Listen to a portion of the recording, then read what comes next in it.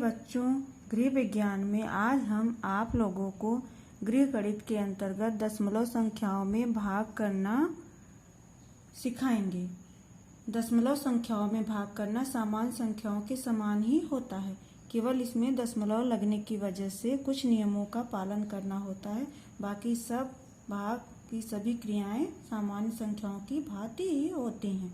तो सबसे पहले इसमें कौन कौन से नियमों का पालन करना होता है वो नियम हम जान लेते हैं। नियम इसके बाद हम भाग करना बताएंगे। तो पहला नियम है, भागफल प्रायः दशमलव के 1, 2 अथवा 3 अंकों तक ज्ञात किया जाता है। जो भागफल होता है वो दशमलव के 1, 2 अथवा 3 अंकों तक ज्ञात किया जाता है। उसके बाद जो शेष आ जाता है फिर उसके आगे भागफल नहीं किया जाता। दूसरा नियम है, यदि भाजक दशमलव संख्या है तो भाज्य में 10, 100 अथवा 1000 से गुणा कर इसे पूर्णांक बना लेते हैं। भाजक अगर दशमलव संख्या है और भाज्य दशमलव संख्या नहीं है तो उसमें तो भाज्य में 10, 100 अथवा जैसे कि दशमलव के बाद 1 अंक है तो 10, 2 अंक है 100, 3 अंक है तो 1000 से गुणा करके इसे पूर्णांक बना लेते हैं। पूर्णांक बनाने के बाद उसको साधारण भाग के तरीके से भाग किया जाता है। तीसरा नियम है, यदि भाज्य दशमलव संख्या है तो भाजक में 10, 100 या 1000 से गुणा कर इसे पूर्णांक बना लेते हैं। यदि जैसे दूसरे में भाजक दशमलव संख्या है तो भाज्य में गुणा करते हैं, और यदि भाज्य दशमलव संख्या है तो भाजक में गुणा करके उसे पूर्णांक बना लेते हैं, फिर भाग किया जाता है। इसी तरह चौथा नियम है, यदि भाजक और भाज्य दोनों ही दशमलव संख्याएं हैं तो दोनों में ही 10, 100 या 1000 से गुणा कर दोनों को पूर्णांक बना लेते हैं। यदि भाजक और भाज्य दोनों ही दशमलव संख्या है, दोनों में दशमलव के बाद संख्याएं हैं तो दोनों में ही 10, 100 जैसे अगर दशमलव के बाद 1 संख्या है तो 10 का 2 संख्या है तो 100 का और 3 संख्या है तो 1000 से गुणा करके दोनों को पूर्णांक बना लेते हैं। इसके बाद उनको साधारण भाग के जैसे साधारण भाग किया जाता है उसी हिसाब से भाग करते हैं। अब हम बताएंगे कि जो दशमलव संख्याओं से कैसे भाग किया जाता है, ये उदाहरण के माध्यम से बताएंगे। अब यहाँ पर है, यहाँ पर हम 135 को 10.2 से भाग देंगे। तो इसे हल करते हैं।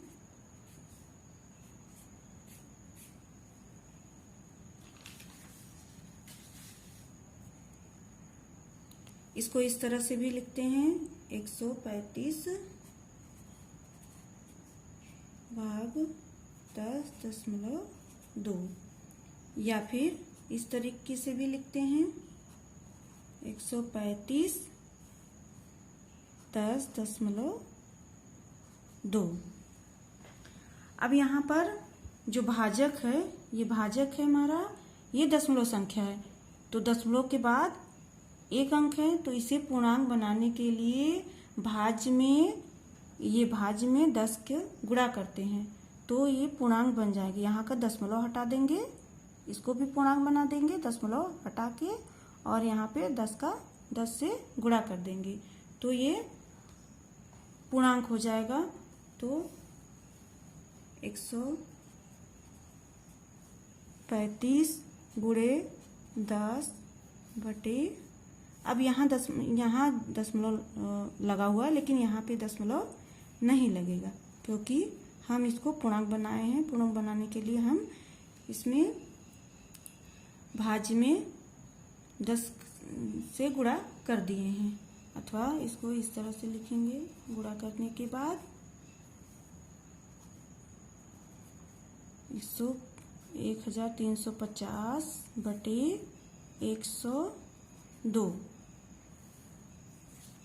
अब इसे हम साधारण तरीके से भाग करते हैं। साधारण तरीके से जैसे 102 102 1350।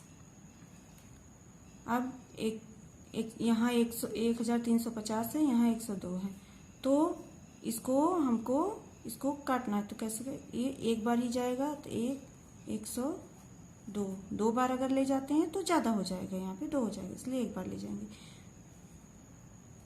शेष इसमें यहाँ आएगा 5 में से 2 गए, 3 और 3। अब एक, क्योंकि 33 है, 33 कम है, तो ये एक 0 यहाँ पे उतार लेंगे। 330 हो गया। तो अब देखते हैं कितनी बार जाएगा, 2 बार में कम हो जाएगा, तो 3 बार लेके जाते हैं इसको। 3 लिखेंगे यहाँ पे, और 3 बार ले जाएंगे तो कितना, 3 दूनी 6 और 0 और 3 एकम 3, 306 हो गए। अब ये यहाँ 0 है, तो 0 6 से कम है, तो इसे एक उधार लेगा, जैसे हम पहले भी बताए थे। तो यहाँ पे 10 हो गया, 10 में से 6 गए 4, तो यहाँ 2 ही बचेगा, तो यहाँ 2, और 3 से 3 गए, तो यहाँ कुछ नहीं। अब ये 24 है, तो हमको दशमलव के बाद भी हमको इसका भागफल ज्ञात करना है। तो यहाँ पे अब 0, क्योंकि यहाँ पे हम उतारेंगे कम है, तो यहाँ पे एक दशमलव लगा के यहाँ पे हम 0 उतार लेते हैं। अब यहाँ 240 हो गया, तो अब 102 कम है, 240 ज्यादा है, तो कितनी बार जाएगा, ये 2 बार। 2 बार तो कितना आएगा, 204। 102 दूना 204। अब फिर इसी तरह इसको हम काटेंगे। यहाँ 0 है, तो 10 हो जाएगा, एक इससे लेगा, तो यहाँ 10 में से 4 गए 6, यहाँ 3 बचेगा 3, और ये 2 से 2 कुछ नहीं, यहाँ 36 हो गया। अब क्योंकि यहाँ दशमलव हम लगा चुके हैं, दशमलव के बाद हम 3 अंक तक ज्ञात कर सकते हैं, जैसे हमारे नियम में है कि दशमलव के बाद हम 3 अंक तक भागफल निकाल सकते हैं, उससे ज़्यादा नहीं। तो यहाँ फिर हम एक 0 और बढ़ाएंगे, तो 360 हो गए। अब कितनी बार जाएगा, ये 3 बार जाएगा, 4 बार नहीं जाएगा, क्योंकि 4, फिर ये 3 बार ही जाएगा। 3 बार जाएगा तो 306 हो जाएगा। 102 3 या 306। अब यहाँ फिर उसी तरह ये 6 ज्यादा है, 0 यहाँ पे है, तो ये उधार लेगा 10 में से 6 गए 4, यहाँ 5 ही बचा 5। अब हम देखते हैं कि क्योंकि अब अगर हमको दशमलव बाद 2 ही अंक लेना है, तो 3 अंक नहीं लिखा, तीसरा दूसरे में जुड़ जाता है। तब जुड़ता है ऐसी स्थिति में जब 5 हो या 5 से अधिक। लेकिन अगर हम यहाँ 0 करेंगे और इसको 5 बार ले जाएंगे, तो 5 बार नहीं जाएगा, बल्कि ये ज्यादा हो जाएगा, और यहाँ पे ये कम हो जाएगा। इसीलिए हम इसको यहाँ पर इसको शेष मान लेते हैं, इसके आगे भागफल नहीं ज्ञात करेंगे। तो हमारा भागफल कितना हुआ, भागफल, ये हमारा भागफल है और ये हमारा शेष। भागफल बराबर 13.23 और शेष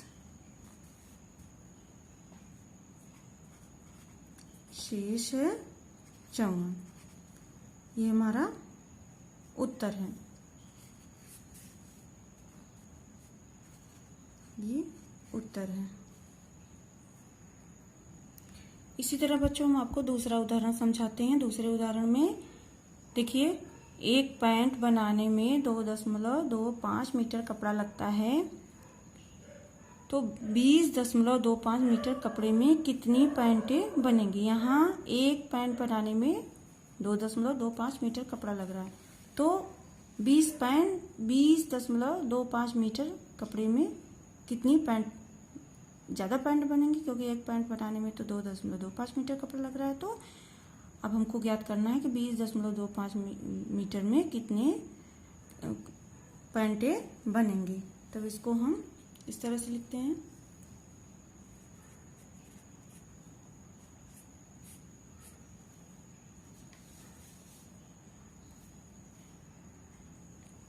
चूंकि गणित में इस बिंदु को संकेत चिन्ह है, इसको चूंकि पूरा ना लिख के इसको चूंकि बोलते हैं। इसी तरह चूंकि लिखा जाता है। चूंकि 2.25 मीटर कपड़े में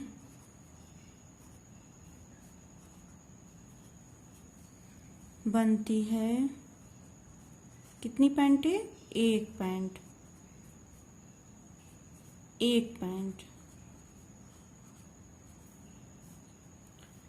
इसलिए अब ये चूंकि था, चूंकि का संकेत ये है, इसलिए का संकेत जैसे हम इससे पहले भी बता चुके हैं ये है इसलिए का संकेत।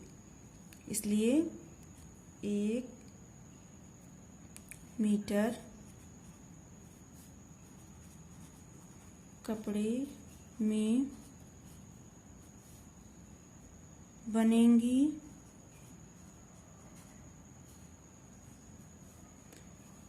कितनी पैंटें? 1/2.25 इतनी पैंट बनेंगी 1 मीटर कपड़े में, क्योंकि एक पूरा पैंट नहीं बन पाएंगी, 1/2.5 पैंट ही बनेंगी।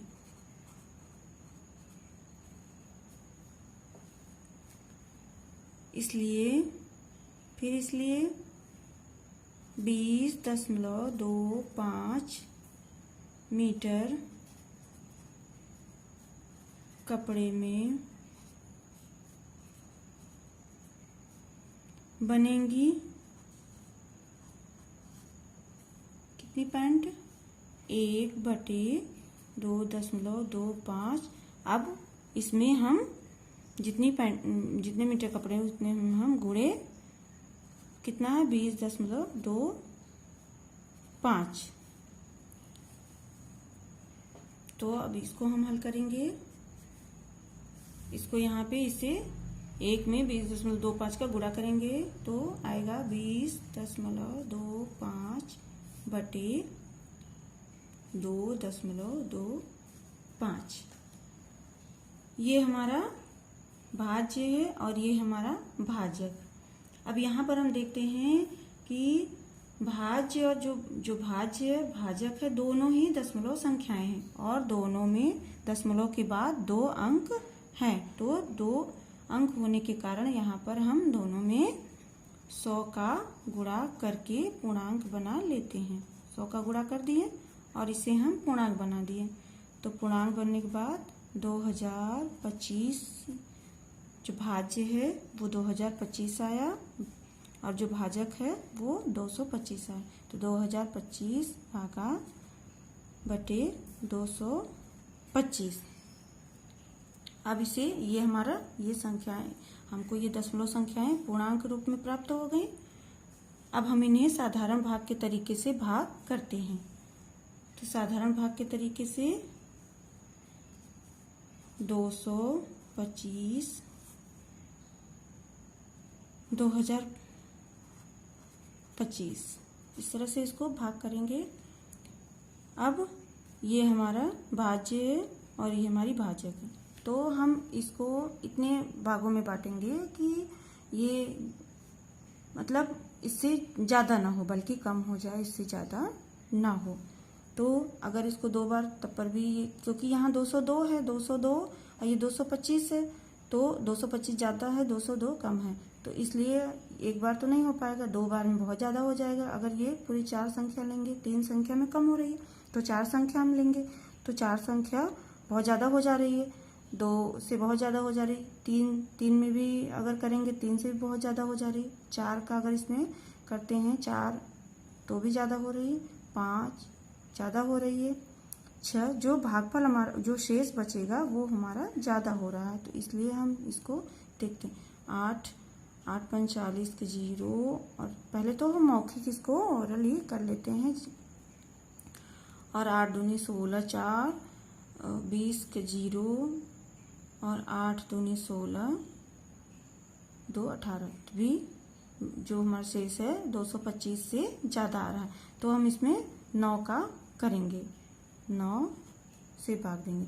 9 5 45 के 5, 9 दूनी 18 4 22 22 के 2 9 दूनी 18, 2 20, ये हो गया 9 बार गया। अब ये यहाँ पे कोई शेष नहीं बचा, तो हमारा उत्तर आया 9। तो 20.25 मीटर कपड़े में 9 पैंटें बनेंगी। 9 पैंटें बनेंगी।